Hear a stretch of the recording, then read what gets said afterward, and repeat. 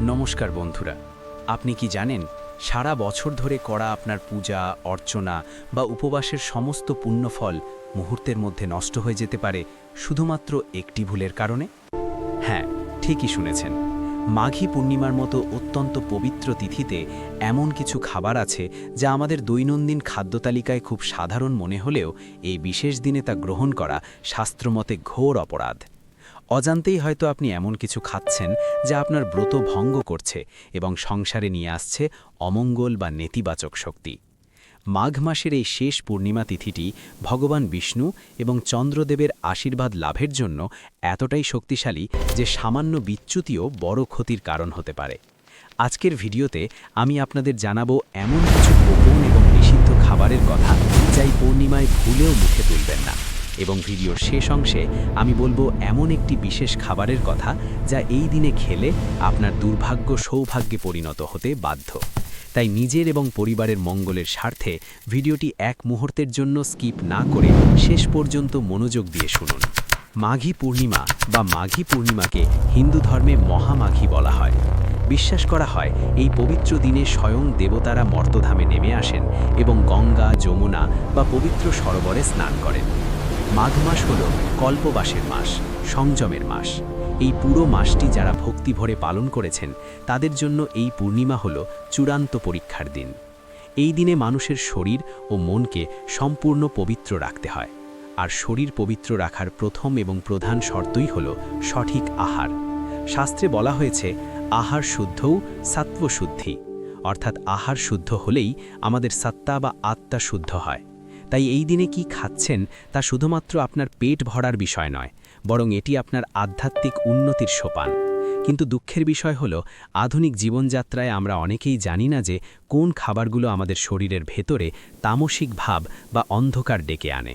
সবার প্রথমে যে বিষয়টি নিয়ে আলোচনা করা অত্যন্ত জরুরি তা হলো আমিষ আহার।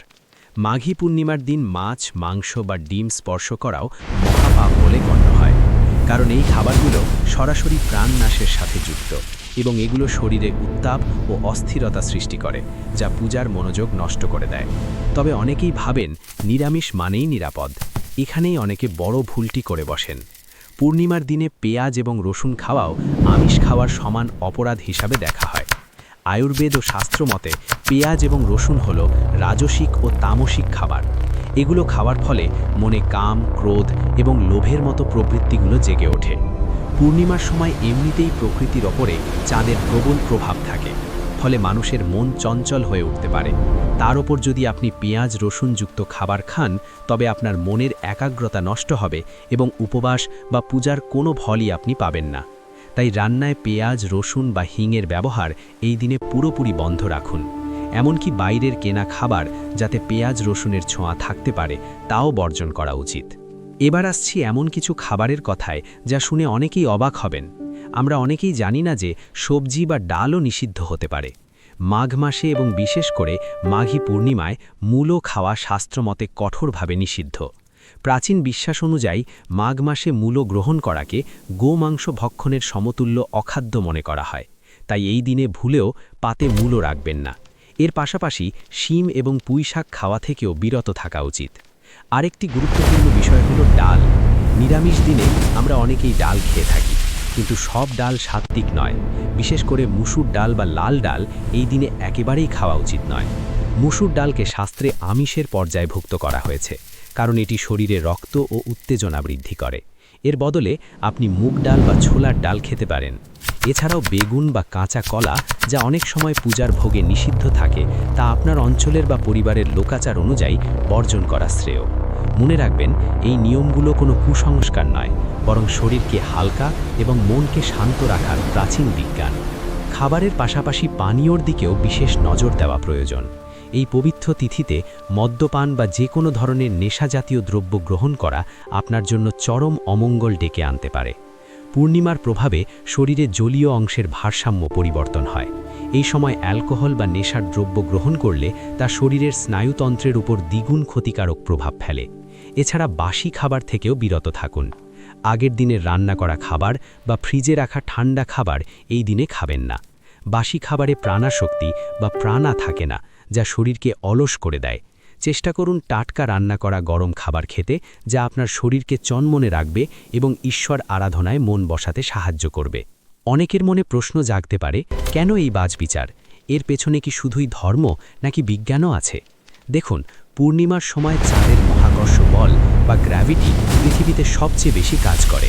এর ফলে সমুদ্রে যেমন জোয়ার আসে, তেমনি আমাদের মানবদেহে, যা 70% জল দিয়ে তৈরি, সেখানেও এক ধরনের জোয়ার বা আলোড়ন সৃষ্টি হয়। আয়ুর্বেদ মতে এই সময় আমাদের হজম ক্ষমতা বা জঠরাগ্নি কিছুটা সংবেদনশীল থাকে। এই সময় যদি আপনি গুরুপাক, তেল চর্বিযুক্ত বা তামসিক খাবার খান, তবে গ্যাস, অ্যাসিডিটি বা মানসিক অস্থিরতা দেখা দিতে পারে। আমাদের ঋষিমুনিরা হাজার বছর আগেই এই বিজ্ঞানের কথা জানতেন বলেই পূর্ণিমার দিনে লঘু এবং সাত্ত্বিক আহারের নির্দেশ দিয়ে গেছেন।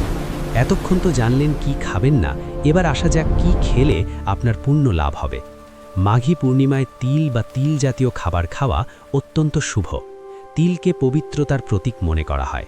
স্নানের জলে তিল দেওয়া এবং খাদ্যে তিল বা তিলের নাড়ু ব্যবহার করলে পাপ মোচন হয় বলে বিশ্বাস। এছাড়া এই দিনে গোবিন্দভোগ চাল ও মুগ ডালের খিচুড়ি রান্না করে ভগবানকে ভোগ দিন এবং প্রসাদ হিসাবে গ্রহণ করুন। যেহেতু পূর্ণিমা চাঁদের তিথি, তাই দুধের তৈরি খাবার বা পায়েস রান্না করা অত্যন্ত মঙ্গলের। দুগ্ধজাত খাবার চন্দ্রের খুব প্রিয়, এতে মা লক্ষ্মীও প্রসন্ন হন এবং সংসারে সমৃদ্ধি আসে। তাই এই দিন চেষ্টা করুন অন্তত একবেলা ফলাহার বা খুব হালকা সাত্ত্বিক খাবার খেয়ে কাটাতে। বন্ধুরা, সংযমই হলো সাধনার মূল চাবিকাঠি। মাত্র একটা দিন জিভের স্বাদে একটু লাগাম দিয়ে যদি আমরা ঈশ্বরের অশেষ কৃপা লাভ করতে পারি, তাহলে ক্ষতি কী? আশা করি আজকের এই তথ্যগুলো আপনাদের উপকারে আসবে।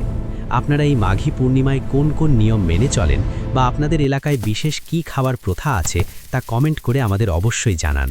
ভিডিওটি ভালো লাগলে লাইক দিন এবং আপনার প্রিয়জনদের সাথে শেয়ার করে তাদেরও এই ভুলগুলো করা থেকে বাঁচান। সনাতন ধর্মের এমন আরও গুরুত্বপূর্ণ তথ্য পেতে আমাদের চ্যানেলটি সাবস্ক্রাইব করে পাশে থাকুন।